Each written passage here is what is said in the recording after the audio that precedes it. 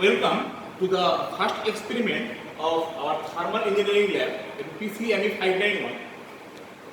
Today we will conduct the experiment determination of thermal conductivity of a metal rod. Here the metal rod used inside is brass. So we know at normal condition or at ambient condition the natural thermal conductivity of brass is approximately 109 watt per meter Celsius or meter Kelvin. So today that will be determined from this experiment. Now here inside the shell there is a brass metal whose length is given 250 mm and 5 thermocouples are placed each of at a distance 50 mm from one another. So there are 4 segments, 1 to 2, 2 to 3, 3 to 4 and 4 to 5. And we will find the thermal conductivity K of each section of the same brass material.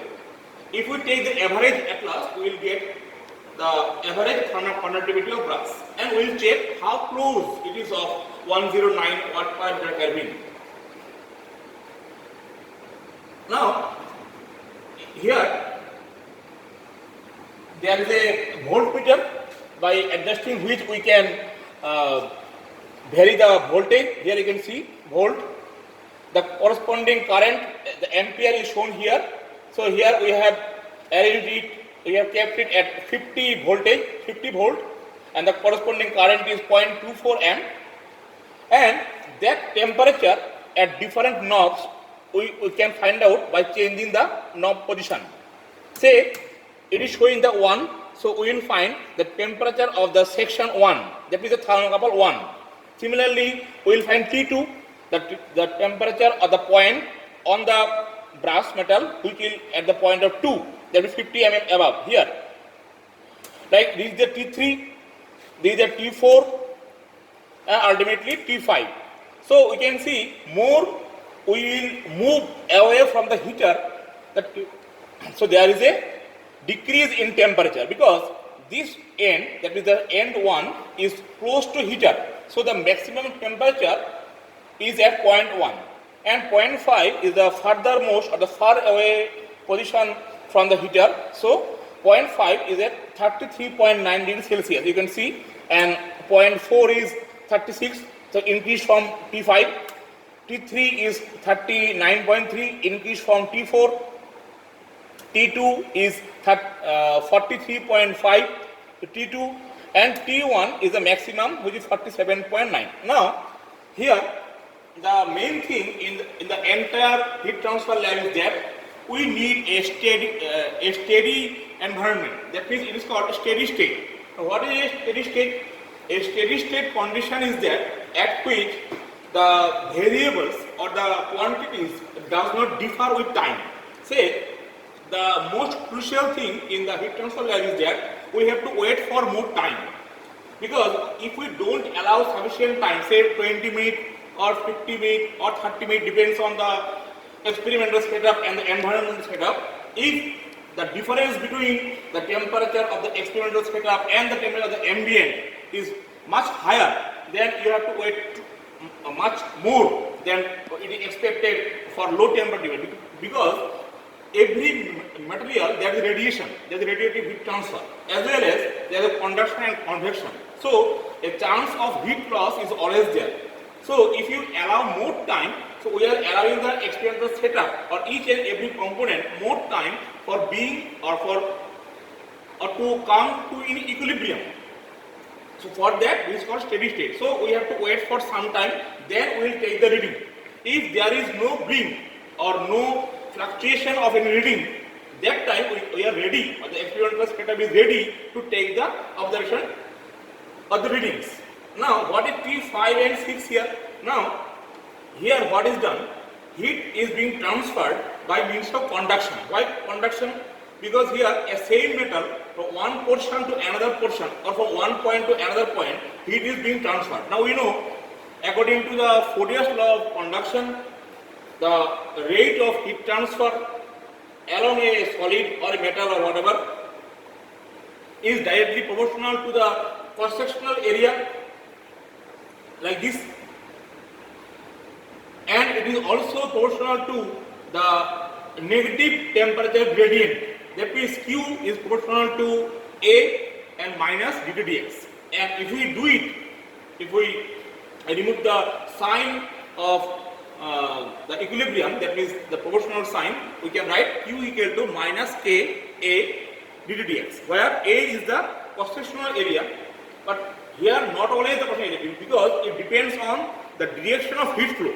If the heat is flowing from plus x to minus x in the x direction, then the area will be taken which is perpendicular to the heat flow. So always remember, the area we have to choose, we have to select in such a way that it becomes the area perpendicular to the direction of heat flow. In this case, since we are having a metallic bar like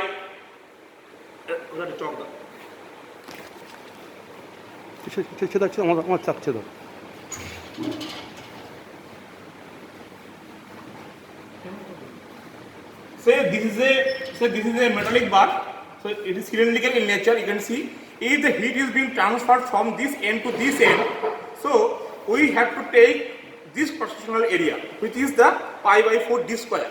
You cannot take pi dl, because pi dl will take when there is a heat loss radially.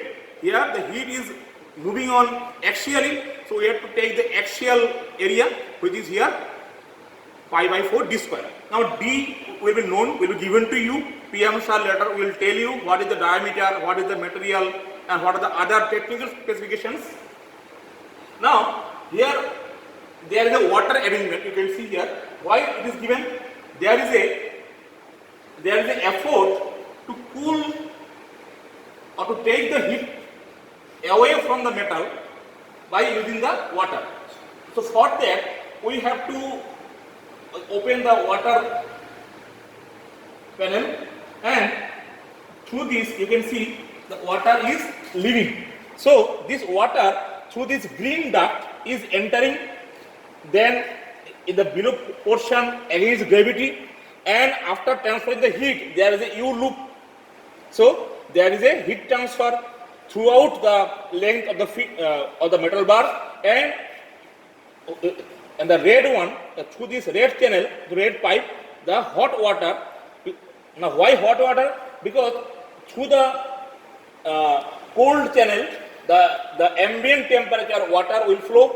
Now that water, when it is entering the shell, it will take the heat, it exchange the heat with the metal bar, hot metal bar. It will try to reduce the heat, it will try to exchange the heat, so it will take some heat and the water itself will become heated.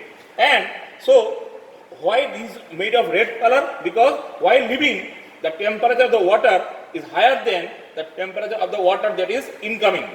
Now that's why intentionally the outlet is shown by red line and the inlet is shown by green line. Now how to determine what is the amount of heat loss or what is the amount of heat taken away by water? Now you can see there is a measuring flask over there by which we can, if you use the